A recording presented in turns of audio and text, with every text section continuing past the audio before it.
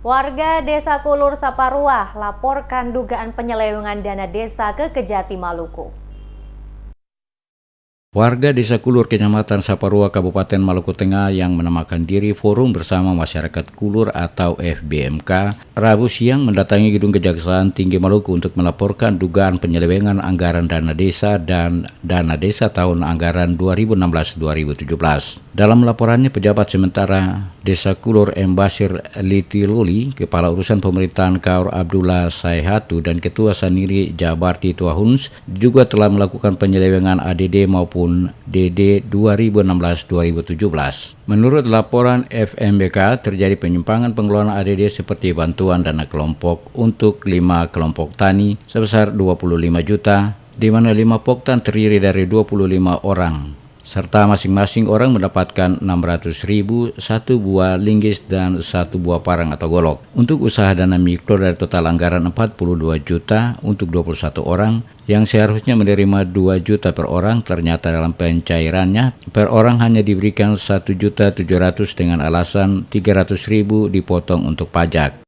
Program ADD dan DD 2016-2017 tidak pernah ditransparasikan, tidak pernah diberitakan kepada masyarakat secara luas.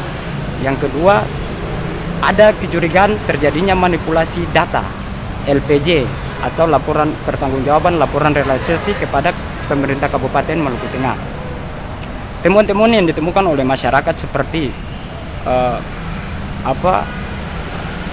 manipulasi data terkait dengan program jalan tani yang tidak memiliki papan proyek, tidak mengetahui besaran anggaran yang digunakan, kemudian pihak yang menangani proyek, kemudian prasasti yang digunakan.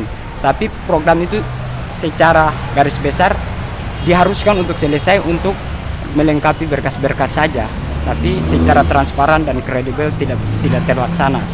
Abdur Qadir Tulele mengatakan indikasi penyelewengan juga diduga terjadi pada program bantuan pengadakan anakan cengki sebanyak 10.000 anakan dengan besaran anggaran 180 juta. Berdasarkan penelusuran FBMK kepada pihak-pihak penyedia anakan cengki di negeri Geruta, Kecamatan Amahai, diketahui satu anakan cengki dibeli seharga Rp6.000, padahal yang dianggarkan melalui ADD satu anakan cengki seharga Rp18.000. Menurut Tuhulele, total anakan cengki yang diterima masyarakat sebanyak 6.000 anakan atau 115 juta jika diuangkan. Anakan cengki yang didatangkan berkualitas rendah sehingga sebelum dibagikan banyak yang mati. Penyelewengan juga diduga terjadi pada pos anggaran pemakaian alat berat untuk penggusuran jalan produksi atau jalan tani sebesar 25 juta untuk 16 hari pemakaian. Dalam kenyataannya, pekerjaan menggunakan alat berat hanya dilakukan selama 9 hari.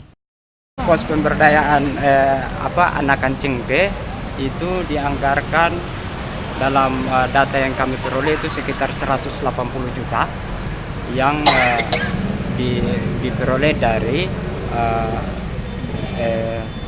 pengadaan dari negeri Ruta. Ditotalkan tiap anakan itu 18.000 untuk 10.000 anakan, jadi ditotalkan 180 juta. Dalam kenyataannya ketika anakan itu didatangkan, ternyata yang baru datang itu sekitar 6.000. Tulele mensinyalir terjadi markup data dan anggaran khusus untuk usaha mikro yang sebelumnya dialokasikan untuk 21 penerima dengan total 42 juta. Ternyata dalam rapat musyawarah disampaikan jika usaha mikro anggaran yang dikucurkan bukan lagi 42 juta untuk 21 penerima tetapi sudah bertambah menjadi 41 penerima dengan total anggaran 82 juta. Ia menjelaskan dalam praktek seluruh anggaran yang seharusnya dipublikasikan secara transparan kepada masyarakat melalui baliho dan papan proyek tidak dilakukan, termasuk RAP dengan berbagai item pekerjaan serta realisasinya.